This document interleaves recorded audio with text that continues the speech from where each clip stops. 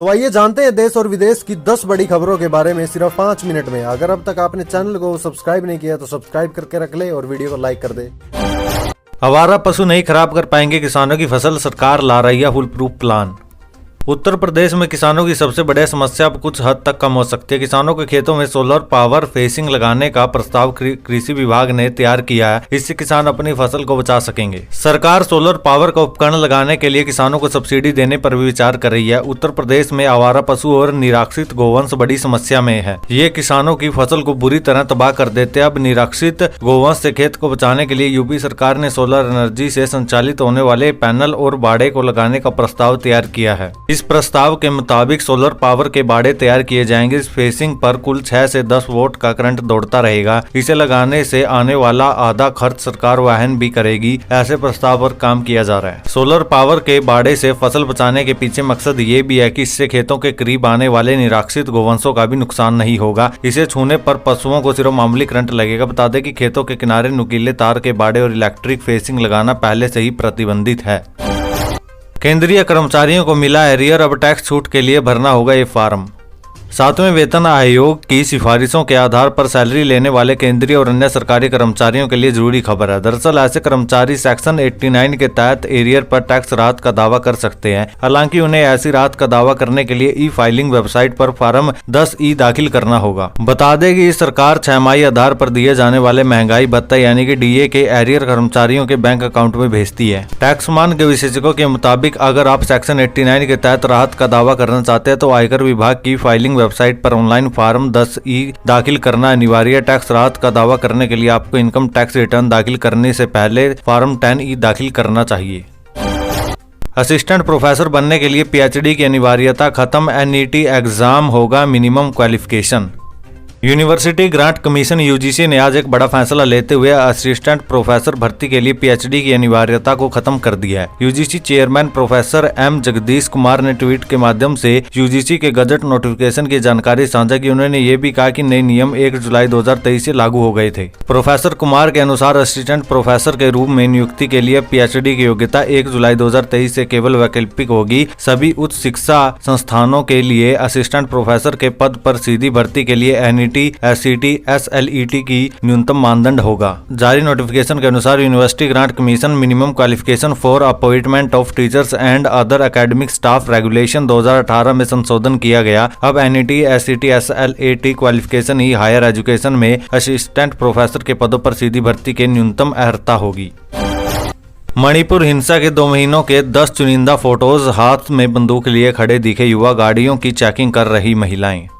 मणिपुर में मैताई और कुकी समुदाय के बीच हिंसा शुरू हुए 2 महीने से ज्यादा बीत चुके हैं। 3 मई को शुरू हुई हिंसा में अब तक 135 से ज्यादा लोगों की मौत हो चुकी है। वहीं 420 से ज्यादा लोग घायल हुए हैं। मणिपुर हिंसा की मुख्य वजह हाईकोर्ट का एक आदेश है। इस आदेश में मणिपुर हाईकोर्ट ने राज्य के मैताई समुदाय को ST का दर्जा देने की सिफारिश की थी। इस आदेश के विरोध में कुकी समुदाय ने 3 मई को एक मार्च बुलाया गया था। इस मार्च के साथ राज्य में हिंसा की शुरुआत हुई। सुप्रीम कोर्ट ने सोमवार को राज्य सरकार से हिंसा पर अपडेटेड स्टेटस रिपोर्ट दाखिल करने के लिए कहा। मामले में अगली सुनवाई 10 जुलाई की होगी। इससे पहले सुप्रीम कोर्ट ने हाई कोर्ट के फैसले को गलत बताया था।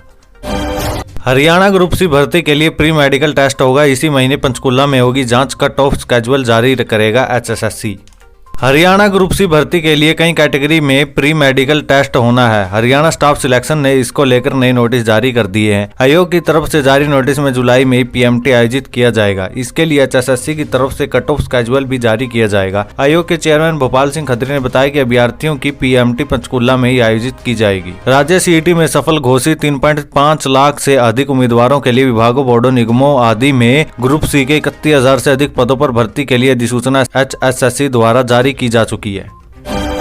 RBI ने जारी किया अलर्ट, 1 से ज्यादा बैंक में खाते होने पर होंगे ये काम, जाने डिटेल। देश में करीब सभी के पास एक बैंक खाता होता है। वहीं ये भी जरूरी होता है, लेकिन काफी ऐसे लोग भी होते हैं जो काफी सारे खाते खुलवाते हैं। वहीं अगर आपके पास एक बैंक खाता है तो ये लेख आपके लिए काफी खास है। आपको बता दें कि देश के सबसे बड़े बैंक RBI के द्वारा एक अलर्ट जारी किया गया। इसके द्वारा RBI के द्वारा ये बताया गया कि अब शख्स एक ही बैंक में खाता खोल सकता है। वहीं बता दें कि काफी लोग एक से अधिक खाते खोलते हैं। ऐसे में RBI ने बैंक खाते रखने के लिए सख्त नियम लागू किया है। वहीं सभी लोगों को RBI के के नियमों का पालन करना है। नए नियमों के अनुसार सभी बैंक खातों में मिनिमम बैलेंस मेंटेन करना पड़ेगा, यानी कि हर महीने आपके खाते में एक मिनिमम बैलेंस होना जरूरी है। अगर आप ऐसा नहीं करते तो आपके बैंक खाते से चार्ज काटा जाएगा। वहीं यदि आपके बैंक खाते से चार्ज काटने के बाद भी आप मिनिमम बैलेंस मेंटेन नहीं कर पाते तो आपका बैंक खाता नेगेटिव में चला जाएगा। वहीं यदि आपके 1 से 2 बैंक खाते हैं तो आप उसे आसानी से मैनेज कर सकते हैं। प्राइवेट नौकरी करने वाला भी पा सकता है पेंशन। सरकार की इस पेंशन योजना का उठाए लाभ। भारत सरकार द्वारा सभी नागरिकों के लिए नई पेंशन प्रणाली या कहीं नेशनल पेंशन योजना एनपीएस शुरू की गई है। इसे पेंशन फंड के नियामक के रूप में भी पेंशन विनिधि विनियामक और विकास प्राधिकरण पीएफआरडीए द्वारा संचालित किया जाता है। एक बार अविदाता यानी कि योजना का लाभ लेने वाले व्यक्ति की आयु 60 वर्ष पूरी हो जाने के पश्चात वृद्धावस्था में पेंशन के रूप में आय सुरक्षित करता है। बता दें कि पीएफआरडीए की पेंशन प्रणाली के तहत एनपीएस एक स्वैच्छिक योजना है जो 18 से 60 के आयु वर्ग के सभी नागरिकों के लिए उपलब्ध है। यूपीए सरकार द्वारा इस योजना को 1/5/2009 से लागू किया गया था। एनपीएस योजना का उद्देश्य लंबी अवधि में बाजार संचालित रिटर्न के साथ वृद्धावस्था में पेंशन प्रदान करना है। पंडित धीरेन्द्र शास्त्री की कथा को लेकर दिल्ली ट्रैफिक पुलिस की एडवाइजरी।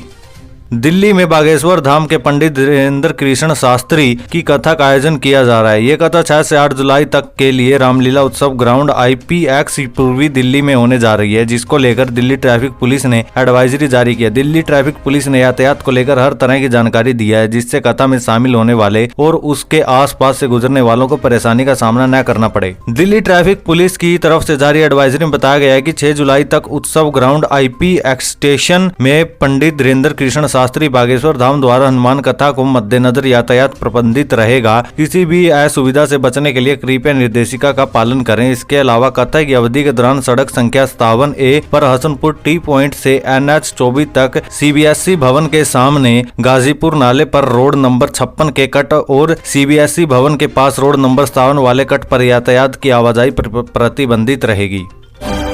कभी खुद नहीं लिया लोन लेकिन कर्ज बांटकर बनाया 16 लाख करोड़ का कारोबार, कभी 1% से ऊपर नहीं रखी हिस्सेदारी। एचडीएफसी के चेयरमैन दीपक पारेख ने 30 जून को रिटायरमेंट की घोषणा की थी। उनके रिटायरमेंट की खबर एचडीएफसी और एचडीएफसी बैंक के विलय पे ठीक पहले आई, जो 1 जुलाई को पूरा हुआ। दीपक पारेख वह शख्स जिन्होंने एचडीएफसी को शून्य से शिखर तक पहुंचाया। एचडीएफसी की नींव उनके चाचा हंसमुख ठाकुर दास ने रखी थी। उन्होंने ही पारेख को लंदन से बुलाकर अपने बिजनेस से जुड़ने के लिए कहा था। उस समय एचडीएफसी की बस शुरुआत हुई थी। कौन जानता था कि हंसमुख ठाकुर दास का ये फैसला ऐतिहासिक साबित होगा। बृजभूषण के खिलाफ पोक्सो केस वापस लेने पर नाबालिग पीड़ित व पिता से कोर्ट ने मांगा जवाब। 1 अगस्त को सुनवाई।